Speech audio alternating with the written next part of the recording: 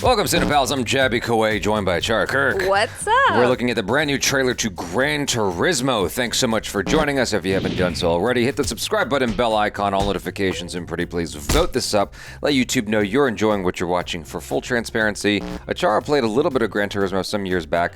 I played it extensively, GRAN TURISMO 3. How did you know I played? You mentioned it offhandedly a couple times. Actually, in Thailand or something. The first one. Yeah, so I played GRAN TURISMO 3 as much as I could. I never got past having the GT Cruiser, or whatever the hell it was called. I played a lot, and I couldn't seem to make enough money to in the racing to buy a better vehicle. Also, one more thing is I really appreciated the GRAN TURISMO 2 version of the Cardigans, my favorite game. All right, here we go. If you miss a line in the game, you reset. You miss it on the track, you could die.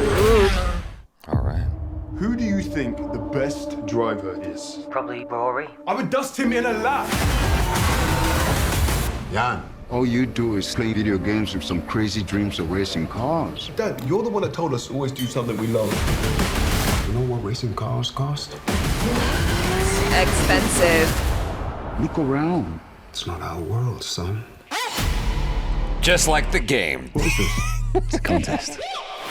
Oh, wow. what? The best Gran Turismo players in the world get a chance to compete in professional racing. Dude, this is real.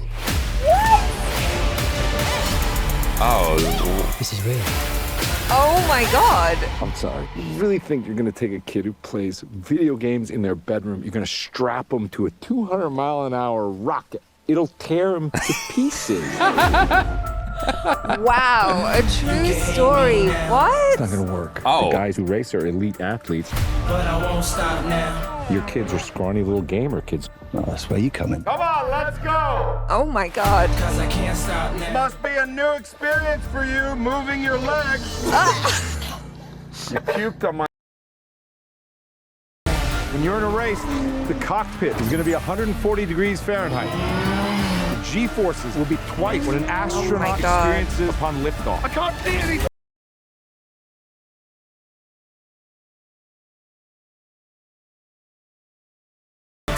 This whole thing is insane. But out of the couch surfing nerds that you sent me, he is the best one.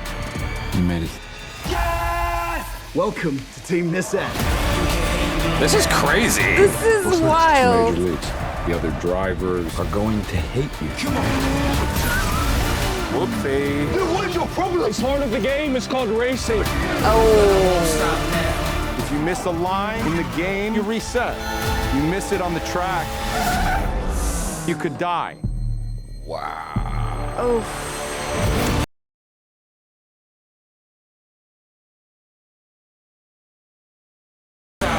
Race at 1,000 tons. All right. That's what I'm talking about.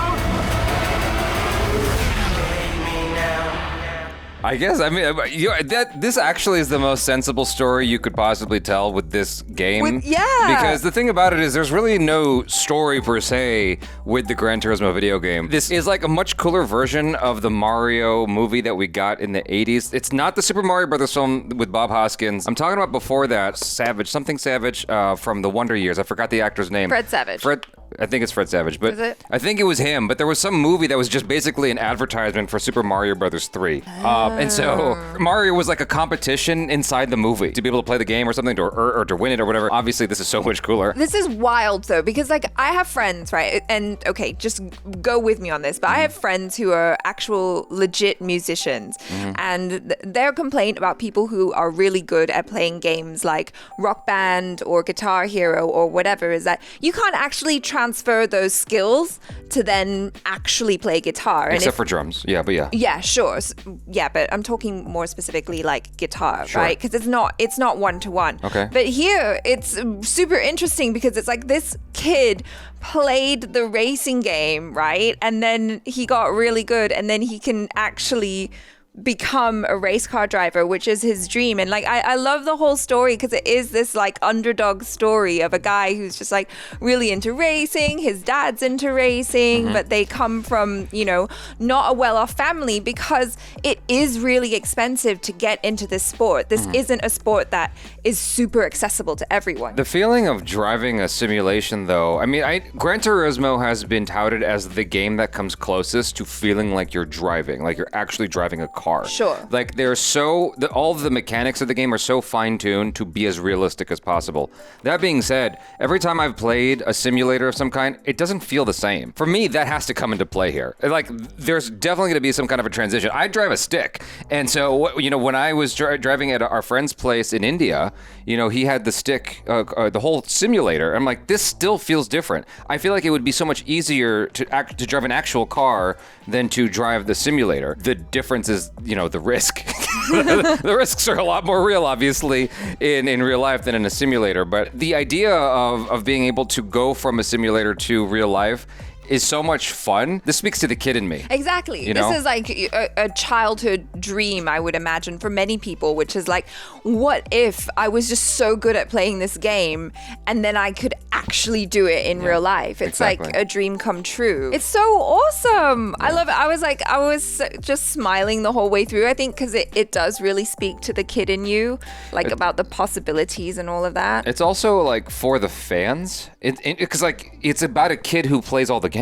Yeah. I feel like it's really geared towards those people. While this is a movie that could be watched by people who haven't played the game all the same, I feel like it really is a game for the fans. It's gonna hit differently, I think. As someone who only played a little bit of this game and realized it was incredibly difficult and was like, no, not my game. Yeah, you have to be really passionate about it. Yeah, for sure. I mean, I can gather some enjoyment from this, but I imagine like for people who are huge fans of the franchise, they'd be like so super happy. But Orlando Bloom, I mean, there was one little moment in there that made me go, oh, he was a perfect pick for this movie. It's when David Harbour was telling him, like, you're going to take these kids and put them in the blah, blah, blah. Like, he's telling him everything wrong with this idea.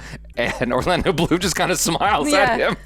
Like, yeah, you're telling me a great idea right now that I came up with. Yeah. You know what I mean? He's like, yeah, of course I'm going to do that. Like, the way he did that, I was like, oh, it's just nice to see him evolve, because I'm obviously used to seeing him from, this is years ago, is the Lord of the Rings and the Pirates of the Caribbean stuff. This is a complete departure for me. This is him, like, older now, right? That's like, true. Whereas before, Even I though think he still looks super young. He looks really great. Yeah. But he definitely looks like an older guy, like his age, right?